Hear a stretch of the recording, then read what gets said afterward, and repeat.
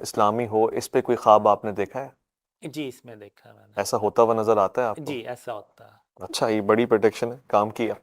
اچھا، علامہ اقبال نے بھی خواب دیکھا، اور اس کے کہتے ہیں کہ جی وہ خواب سے مراد ان کا تصور، تخیل اور پھر وجدان ہے۔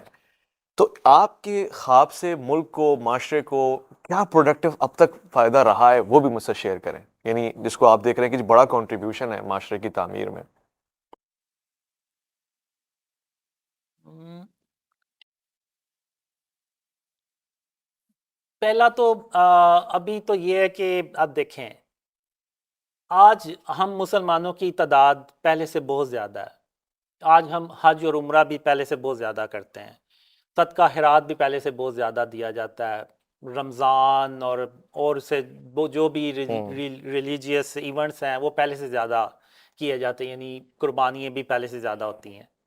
لیکن آخر کیا وجہ ہے کہ پاکستان اور پوری امت مسلمہ اوپر جانے کے بجائے پستی میں چلتی جا رہی ہے؟ ایون ہماری آج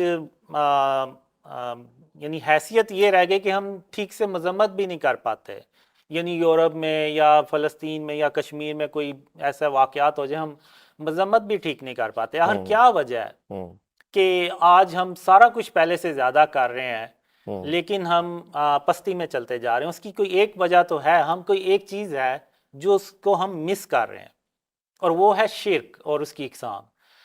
اور مجھے ایک خواب میں اللہ نے کہا کہ قاسم، یہ دنیا اس سے پہلے اتنی شرک سے بھری ہوئی کبھی نہیں تھی جتنی یہ آج شرک سے بھری ہوئی ہے۔ اگر میں آپ کو شرک اور اس کی اقسام بتاؤں تو آپ ذرا نظر گھما کے دیکھیں تو آپ کو بھی ایسے ہی لگے گا کہ ہاں یہ واقعی یہ دنیا اس سے پہلے اتنی شرک سے بھری کبھی نہیں تھی۔ اور آج بلکہ ہم نے شرک کو شرک ہی سمجھنا چھوڑ دیا، یعنی ایسا گناہ جو اللہ کے نزدیک سب سے بڑا گناہ ہے، جس کی کوئی معافی نہیں ہے، آج ہم نے اس کو گناہ ہی سمجھنا چھوڑ دیا۔ یعنی ہم اس کو صحیح۔ اپنے گھروں کی، اپنی ہاؤسنگ سوسائٹیز کی زینت سمجھنا شروع ہو گئے، یعنی جو ہم مجسمے بنا کے اپنے گھروں میں رکھتے ہیں، اپنی ہاؤسنگ سوسائٹیز میں رکھتے ہیں، آپ مارکیٹ میں چلے جائیں آپ کو دکانوں پہ نظر آئیں گے مجسمے۔ تو یہ ہم اپنی کہتے ہیں کہ یہ ہماری زینت بڑھا رہے ہیں، لیکن بیسیکلی یہ شرک ہے۔ اوکے۔ یہ جو کافر لوگ تھے وہ بتوں کو بنا کے تو جگہ جگہ سجاتے تھے کہ یہ ہمارے نعوذ باللہ باطل خدا ہیں اور یہ ہم سے خوش ہوتے ہیں اور اس سے ہماری جو ہے وہ زندگیاں آسان ہوتی ہیں۔ تو آج دیکھ لیں ہم نے بھی وہی کام شروع کیا ہوا ہے۔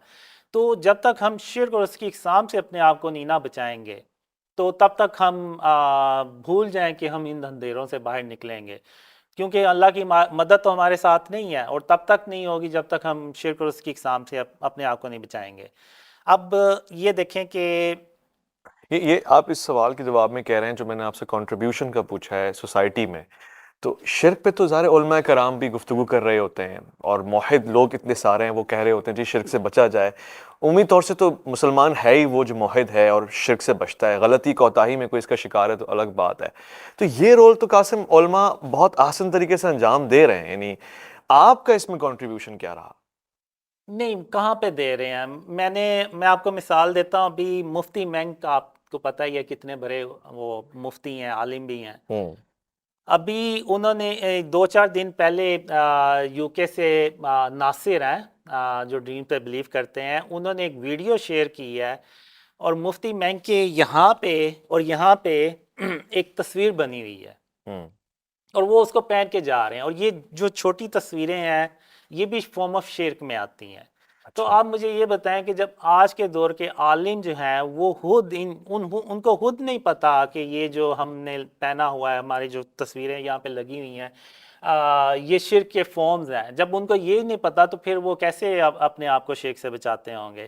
آپ یوٹیوب پہ جائیں، آپ سرچ کریں، آپ کو ایسی بہت سی ویڈیوز مل جائیں گی کہ مکہ میں لوگ گئے ہوئے ہیں جن کے جسموں پہ ٹیٹوز بنے ہوئے ہیں، صحیح۔ ان پہ تصویریں بنی ہوئی ہیں۔ آپ مجھے بتائیں کہ امام کعبہ کے نوٹس میں کیا یہ چیز نہیں آئی ہوگی؟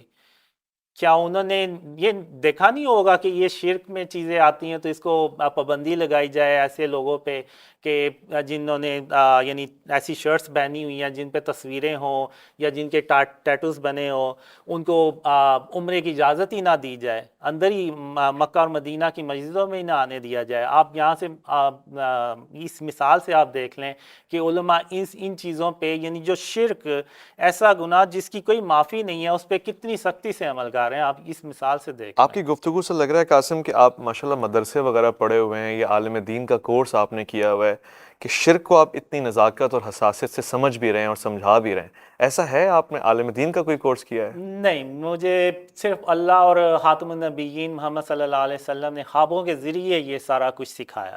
تو پھر آپ کسی چیز کو یعنی تصویر کے لگے ہونے کو شرک ڈیفینیٹلی کیسے قرار دے رہے ہیں؟ کوئی سند ہے؟ کیونکہ اس پہ تو مختلف لوگوں کی مختلف آراء بھی ہو سکتی ہیں. اتنا کلیئر پوائنٹ آف ویو تو ایک عالم دین یا کوئی مستند پوزیشن پہ بیٹھا ہوا بندہ ہی دے سکتا ہے. دیکھیں، اس میں آپ کو قرآن میں بھی مثالیں مل جائیں گی اور آپ کو احادیث میں بھی مثالیں مل جائیں گی. احادیث میں ہے کہ ایک بار خاتم النبیین محمد صلی اللہ علیہ وسلم نے حضرت علی رضی اللہ عنہ کو یہ مشن دیا کہ جتنی تصویریں ان سب کو ختم کر دو، جتنی قبریں اونچی ہیں ان سب کو برابر کر دو. اور ایک بار آپ صلی اللہ علیہ وسلم شاید کسی جنگ سے واپس آئے تھے، تو آپ صلی اللہ علیہ وسلم کے گھر میں ایک کھڑکی تھی، اس کے اوپر ایک پردہ تھا جس پہ وہ کسی چڑیا کی یا کسی پرندے کی نا شکل تصویر بنی ہوئی تھی. تو آپ صلی اللہ علیہ وسلم نے اس کو غصے سے اتار کے تو پھینک دیا. اور ایک حدیث میں آپ کو ملے گا کہ جس گھر میں تصویر ہوگی وہاں پہ اللہ کی رحمت کے فرشتے نہیں آئیں گے. اگر آپ اس پورے ملک کو ایک گھر تک تصور کریں تو آپ کو اس میں کتنی تصویریں آپ کو نظر آئیں گی جو بڑے بڑے بل بورڈز پہ آپ کو نظر آئیں گی. یہ کیا ہے؟ یہ سب فارم آف شرک ہے. تو غالباً اللہ کی رحمت کے فرشتے پاکستان میں کیسے آئیں گے؟ اور ایک خواب میں اللہ نے مجھے کہا کہ قاسم، ہندو بھی تصویروں کو دیکھتے ہیں، اور اگر تم بھی تصویروں کو دیکھو گے